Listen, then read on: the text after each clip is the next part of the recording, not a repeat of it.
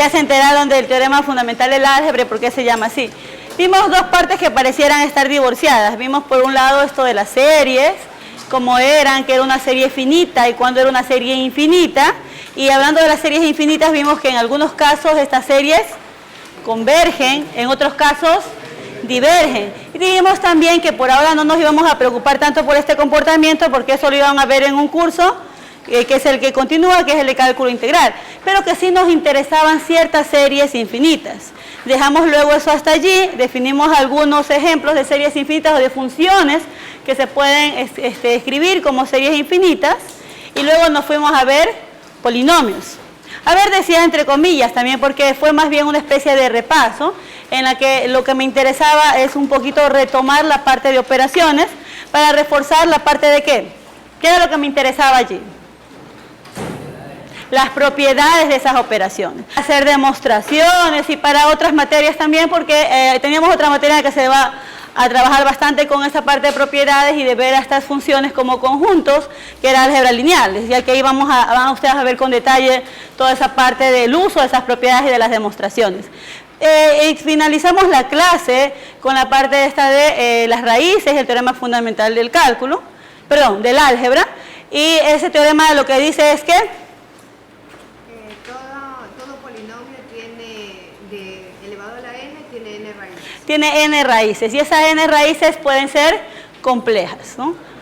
No todas son complejas cuando se trata de un exponente par. Esa es una de las propiedades interesantes. Estas raíces, recuerde qué cosas son las raíces de una función, cualquiera que sea la función. Cuando hablamos de raíces, ¿a qué nos referimos? A las intersecciones o los cortes que tiene esta función con el eje de las x. Y claro, a usted de todas estas funciones polinómicas trabajó bastante con la cuadrática, ¿verdad? Y tal vez era claro darnos cuenta de cómo eran las raíces de esta función polinómica particular. Y vimos que eran dos, pero que no siempre eran dos raíces reales y diferentes. Eso dependía del discriminante, decíamos, ¿verdad? Y el discriminante me decían que si era positivo, iba a tener dos raíces reales y distintas. Si era igual a 0, tenía dos raíces, pero eran repetidas, eran reales e iguales. Y si eran menor que 0, no tenía raíces. Y eso tenía una interpretación gráfica, ¿verdad? Y usted decía, bueno, depende de cómo es la función. Si el discriminante era menor que 0 y era positivo, era porque mi polinomio estaba por acá arriba, ¿verdad? No iban a haber cortes con el eje de las x. Y las raíces que yo iba a obtener eran raíces complejas. Las raíces complejas siempre aparecen por pares. De allí que una de las observaciones que se pueden hacer cuando ya hablamos de polinomios de grado n, es que si este n es un número impar, siempre va a haber al menos un corte, o sea, al menos una raíz real. Y es que, ¿cómo se comportan? Le había dicho yo que en cuanto a la gráfica del polinomio, no lo íbamos a ver con detalle, porque esa es una de las aplicaciones que vamos a ver en derivadas. O sea, vamos a usar derivadas para elaborar ese tipo de gráficas. Pero sí podemos hablar un poco del comportamiento. Y es que, si empezamos a hablar de un polinomio de primer grado, ¿qué es? ¿Es un polinomio de qué forma? Es un ax más b, ¿verdad? Es decir, que estamos hablando de qué gráfica. De una línea, de una recta. Y sabemos que si ese es el caso, pues tendré ¿cuántas raíces? Pues una. Y eso está, si usted ve, eso es una aplicación del teorema fundamental que le mandé a investigar. Si ya es de grado 2, hablamos de una cuadrática. Y allí otra vez tenemos el caso de dos raíces. Si ya es de grado 3, ¿qué pasa con la función? Pues que tiene un comportamiento especial, que es el que analizaremos en detalle cuando veamos derivadas y sus aplicaciones. Y es que si es de grado 3, ya tendré un comportamiento como este. Es decir, que si hay raíces reales, estas son 3. Y en general, siempre vamos a decir que si el polinomio es de grado n, se espera que tenga n raíces, que podrían ser complejas. Porque este cambio puede darse así, pero también puede darse así. Y en ese caso tendré, aquí tengo 3 raíces reales y diferentes, pero en un caso como este tendré solo una raíz real. Es decir, las complejas siempre aparecen por pares. Una observación que se puede hacer al respecto de este teorema es entonces que si el polinomio es de grado impar, siempre va a haber al menos una raíz real. Ese número real no tiene por qué ser un entero, podría ser un racional o un número irracional también, ¿sí? En todo caso, cuando queremos averiguar estas raíces, usamos distintos métodos de factorización, ¿verdad? Y el típico método a usar aquí, ¿cuál es para determinar raíces? ¿Qué método usamos? El de la división sintética, o que también se conoce como método de evaluación. De algún modo, todo eso era un repaso, ¿verdad?, de lo que ustedes aprendieron en el pre sobre funciones polinómicas. ¿Qué era lo que yo quería ahora? Quería usar esto de las funciones polinómicas junto con lo que vimos de series. ¿Por qué? Habíamos dicho que una función polinómica es una función de esta forma.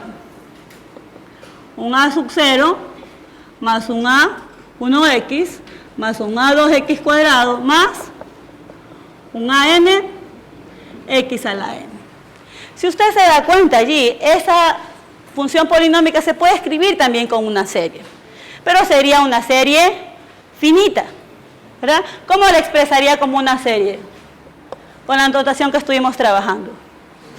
Sería la sumatoria desde un i. El índice del sub-i que usted utilice puede ser cualquiera. Se acostumbra a usar i, k o n. No voy a usar n porque n aquí es donde termina, así que voy a usar una i. Entonces diría desde i igual 0 hasta qué? Hasta n de quién?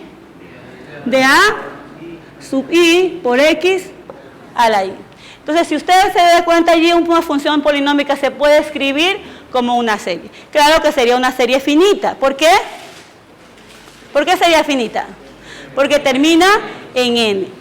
Ahora, ¿está relacionado con las series que estuvimos viendo? Sí. Y es que las series que estuvimos viendo, o las funciones que habíamos trabajado, vimos que aquellas funciones que yo las llamaba, ¿cómo las llamaba? Bien portadas, se podían escribir como una serie infinita. ¿A dónde quiero llegar? Vimos que si yo tenía el producto de dos polinomios, y si tenía una función así, y tenía esta otra función, que era b sub 0 más b sub 1x más b sub 2x cuadrado más b sub m x a la m, esta también podría escribirse como una serie. Hasta m, ¿verdad? De b sub i x a la i. Y cuando yo hablaba del producto de estos dos polinomios, vimos que el coeficiente de la función producto tenía cierto comportamiento especial, ¿verdad? ¿Qué observábamos allí? Que si hablaba yo del de mayor grado, ¿esos cuántos términos tenía el coeficiente? Solo uno. Lo mismo pasaba con el término constante. Pero si hablaba del término de grado 1 o del término de grado n-1, tenía dos términos. ¿Y qué pasaba con los términos de en medio? Pues ya ahí había una sumatoria también, ¿verdad? Entonces, cuando yo quiero ver el mismo enfoque, pero para series infinitas, ¿cómo sería? Si yo tengo el caso, por ejemplo, de a la x, la habíamos visto como una serie infinita. ¿Cuál habíamos dicho que era? Era la sumatoria desde n igual 0, ¿hasta dónde? Hasta infinito. ¿De qué? A ver, ¿nos las aprendimos o no nos las aprendimos? X a la n sobre n factorial. Y tenía yo, bueno, eso sería un e a la x. Y si quisiera yo poner alguna otra función como e a la y, sería igualito, pero en lugar de x tendría que poner una y, ¿verdad? Habíamos trabajado con esta, con la del seno, que era como, a ver si me recuerdan. Esta era una de las que decíamos alternantes, ¿verdad? Así que poníamos un menos 1 a la n, que era lo que iba a hacer que la serie sea alternante.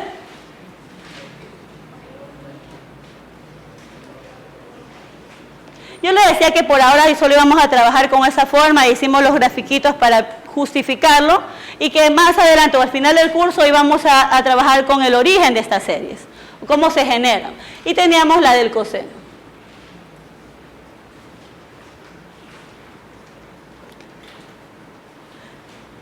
Sobre 2n factorial. Bien, si yo tuviese que multiplicar series como esta, ¿se trataría del producto de polinomios? ¿Qué opinan ustedes? ¿Sería parecido al producto de polinomios o no? Mira cómo es el polinomio. Es alguna constante con el subíndice por un x a la que. Sobre todo el caso del exponencial, ¿sí ven? Podría pensar en que este es mi a sub i por un x a la i. ¿Con qué diferencia? Con la diferencia de que esta es finita y de que esta es infinita. Sin embargo, si yo me viese en el problema de multiplicar series como esa, imaginemos que queremos multiplicar e a la x por e a la y. ¿Cómo sería e a la y? E a la x es esta. ¿Cómo sería e a la y? Pues simple, en lugar de poner x, voy a poner y. Ahora, imaginemos que tenemos el problema de multiplicar esas dos funciones. ¿Con qué problema nos encontraríamos? Tengo que multiplicar dos series. ¿Alguna idea de cómo hacer eso?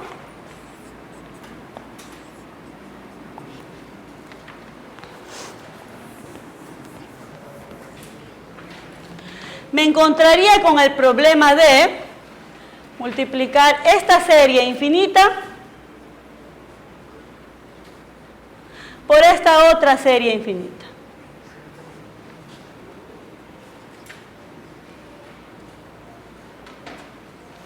Si yo lo veo así, con esos símbolos tan feos, digo, qué cosa tan espantosa es esa, ¿sí o no?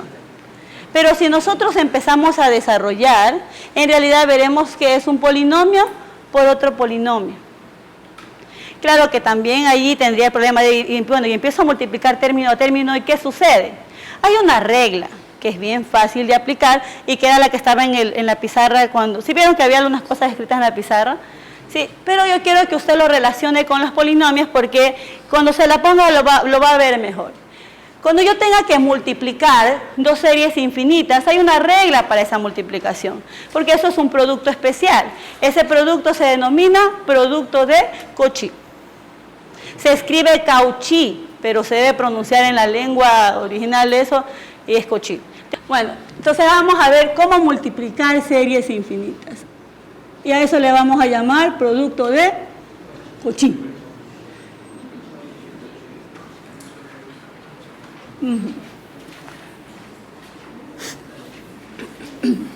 ¿Qué es lo que dice esta regla? Dice que si yo tengo que multiplicar una serie infinita de la forma n igual 0 a infinito de an por otra serie infinita,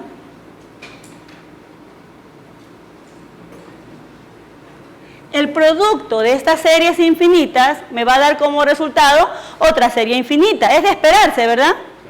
Claro, porque si hablamos de los polinomios, ahí era un poco más sencillo, porque si yo tenía un polinomio de grado n con uno de grado m, el resultado del producto iba a ser uno de grado n más m. Pero ahora, ¿qué tengo? Tengo uno de grado n con uno de grado, perdón, de uno de grado infinito con otro de grado infinito. ¿Eso qué me va a generar? Pues otra infinita. Pero lo interesante de esto es que esta serie, que es infinita, estará formada por términos C sub n, donde este término C sub n es una serie también. Pero no es cualquier serie, es una serie finita. Es una serie que comienza en 0 y termina en n. ¿De quién? De A sub K por B n menos K. ¿Le suena algo familiar esta regla? Bien, y entonces completando la parte de series infinitas, hay otras demostraciones que son un poco más sencillas. ¿Se acuerda usted de la ecuación de Euler? No, ¿cómo se la identidad de Euler? La de E para complejos. E a la I por teta, que es igual a coseno de teta más I seno de teta. Note usted que aquí no involucramos producto de funciones. Que cuando no hablamos de producto de funciones ya no voy a necesitar o no va a aparecer en escena el producto de Cauchy. Es un poco más fácil de demostrar. ¿Qué tal si a mí me dicen demuestre?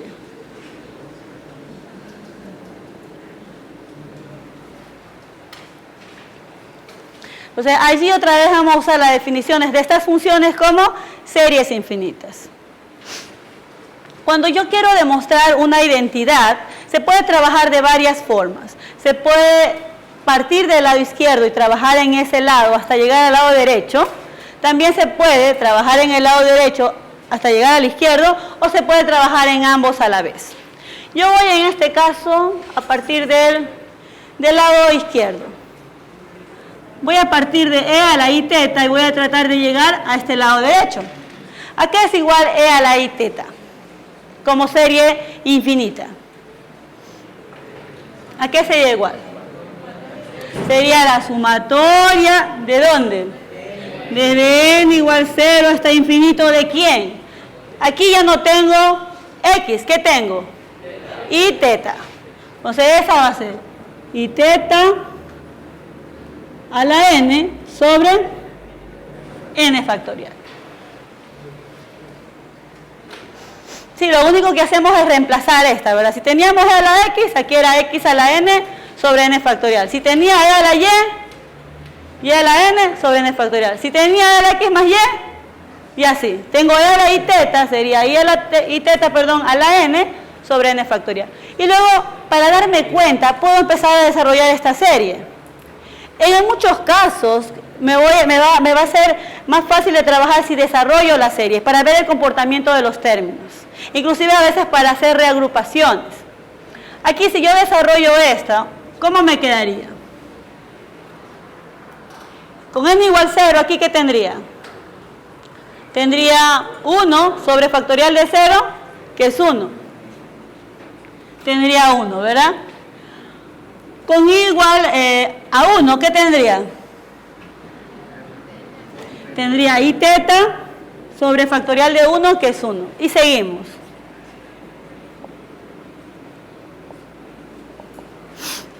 Vamos a hacer algunos para darme cuenta de...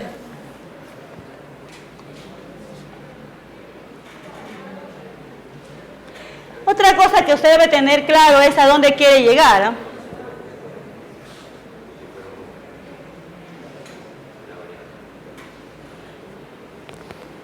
Solo estoy reemplazando el n. Estamos desarrollando la serie. Tendríamos i a la quinta sobre teta a la quinta sobre factorial de 5. Vamos a hacerlo hasta el octavo término. Sabemos que es solamente para darme cuenta del comportamiento. De ahí en adelante, pues sabemos que eso sigue indefinidamente. Y hasta el octavo le dije, ¿no? ¿Y eso hacia dónde va? Pues va hacia el infinito. ¿Y con qué nos encontramos aquí? Bueno, en cuanto al teta son potencias. Y acuérdense a dónde quiero llegar. Este coseno de teta yo debo saber qué era, ¿verdad? Esta era una serie alternante con potencias pares. Mientras que esta era una serie alternante con potencias impares. ¿Qué pasa con las potencias de i? ¿Sí se acuerda que era igual las potencias de i? ¿Qué era i? Eso también aquí un recordatorio, ¿verdad? Exacto. I a la 1 pues era i, pero i cuadrado ¿qué era? Era menos 1, porque i era la raíz de menos 1, ¿sí, verdad? Si yo tengo i al cubo, ¿eso qué es? Menos i. Y a partir de la potencia cuarta se empezaba a repetir, ¿verdad? Y a la cuarta era 1, y a la quinta, por ejemplo, ¿qué sería? Y a la quinta se podía ver como i a la cuarta por i, así que me quedaba ahí. Entonces yo voy a reemplazar esas potencias y voy a ver qué me queda. Veamos. Aquí. I al cuadrado es menos 1. I al cubo es menos i. Y a la cuarta, 1. Y a la quinta, i.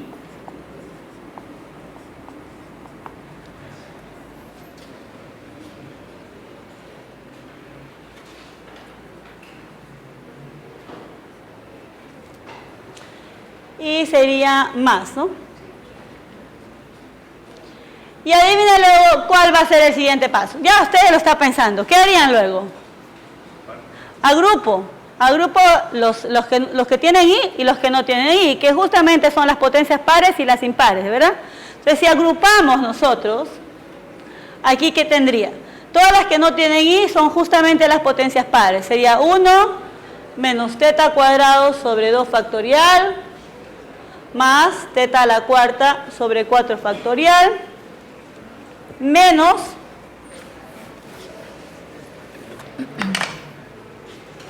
teta a la sexta sobre 6 factorial, y esto va a seguir de manera indefinida. Y luego agrupamos las que tienen i. Y de hecho podemos tomar el i como un factor común, si lo quiere mencionar así, o una propiedad distributiva allí, ¿verdad? Y eso va a ser, o usted se da cuenta aquí que i es la que acompaña a las potencias impares. Y también me da de forma alternante. O sea, tendría i por teta menos teta cubo sobre 3 factorial más teta a la quinta sobre 5 factorial. Y así indefinidamente. Si pongo esto como una serie, ¿qué serie sería?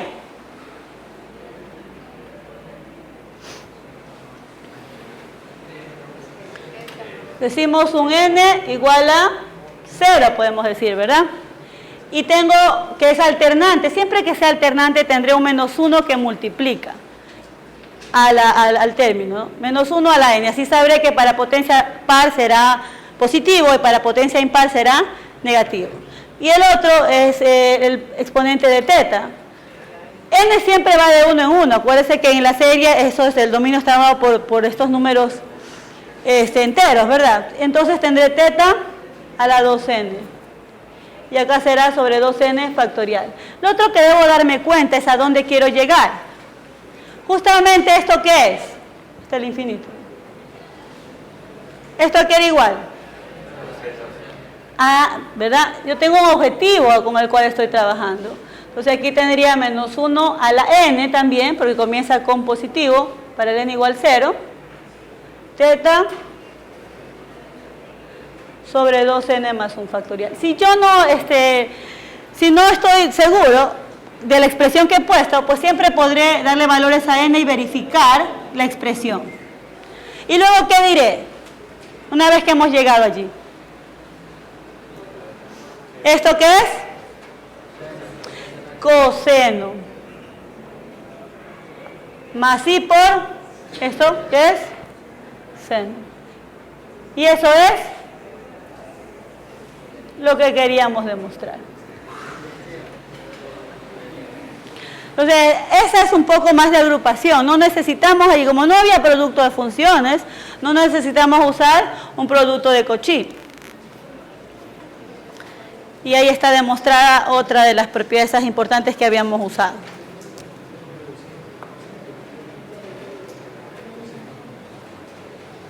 ¿Cómo estamos de tiempo?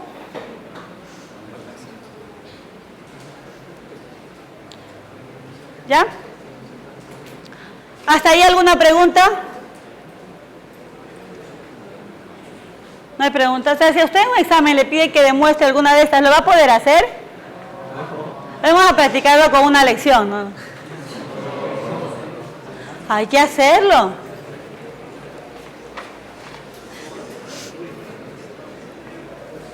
¿Puedo? Hay ocasiones en las que no le pedirán demostraciones, pero sí es posible que le pidan que genere alguna serie de potencias para una función que se escribe a partir de estas. Me explico. Un caso podría ser un seno hiperbólico. ¿Qué tal si a usted le dicen que determine una serie de potencias para el seno hiperbólico o para el coseno hiperbólico? En este caso ya no hablamos de demostraciones, sino de generar series a partir de las que conocemos. ¿Sí? ¿Qué hacemos en ese caso? Vamos a ponerlo como ejercicio y con ese vamos a terminar la clase. Vamos a decir, determine una serie infinita. ¿Cuál quiere hacer? ¿Seno o coseno? Seno, nos vamos con el seno. Determina una serie infinita para el seno hiperbólico, para la función seno hiperbólico de x.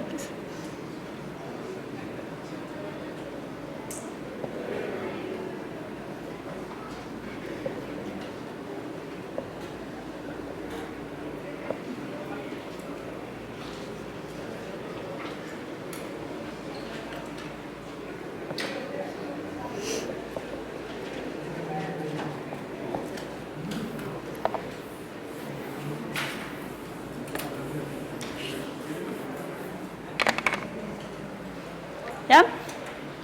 ¿Por dónde empezar? Tengo que comenzar por saber a qué es igual el seno hiperbólico, ¿verdad? Porque si no sabemos eso, pues ni idea de cómo comenzar. Bueno, de hecho se puede, pero necesitamos aprender primero a derivar. Así que por ahora nos vamos a usar la definición. ¿A qué era igual el seno hiperbólico? Si lo hacemos un poco rápido. E a la X. Exacto, sobre 2. Es la semirresta de estas exponenciales. ¿Y ahí qué voy a hacer para generarla? Pues vamos a usar estas como series conocidas, ¿verdad? Realmente es bastante rápido. Si ustedes vieron las anteriores, yo digo del caso más difícil al más fácil. Es para terminar la clase de manera agradable y no asustados. Entonces esto será igual a un medio de ¿quién? De E a la X. ¿Cómo era la sumatoria de E a la X? Suma. ¿De quién? De X a la E. Muy bien. Ya, menos. ¿Cómo sería la de E a la menos X? La única diferencia es que en lugar de X, ¿qué tengo? Se me va a quedar. Ahí no hay mucha ciencia, solo tengo que reemplazar. Y ahora, adivinen qué voy a hacer. Voy a desarrollar los términos para ver qué sucede. Y ya con eso, con que desarrolle los términos, me dé cuenta cómo se comporta, estará generada la serie. O no estoy demostrando nada, que estoy generando la serie. Quiero saber cómo me queda. Entonces veamos. Esto va a ser un medio de... Si empezamos a desarrollar esa serie que tengo allí, sería X a la 0, que es 1, sobre factorial de 0, que es 1. Sería más X al cuadrado sobre 2 factorial. Y así esto va a seguir de manera indefinida. He reemplazado a la primera. ¿Qué pasa con la segunda? Tengo menos. Para n igual 0, ¿cuánto me va a dar esto? Me va a dar 1, porque esta potencia va a ser 0, va a ser... Sí. Va a ser X a la 0, va a ser 1. Entonces, con el menos de afuera me va a quedar menos 1. Para n igual 1, ¿qué voy a tener? Menos X a la 1 sobre 1. Con el menos de afuera, si se da cuenta, es la misma que está acá, pero alternante. Eso es lo que hace este menos aquí. Las potencias pares van a ser positivas y las impares negativas. Con este menos de afuera, ¿qué va a suceder? Se cambian simplemente, ¿no? Entonces tengo menos 1 más X.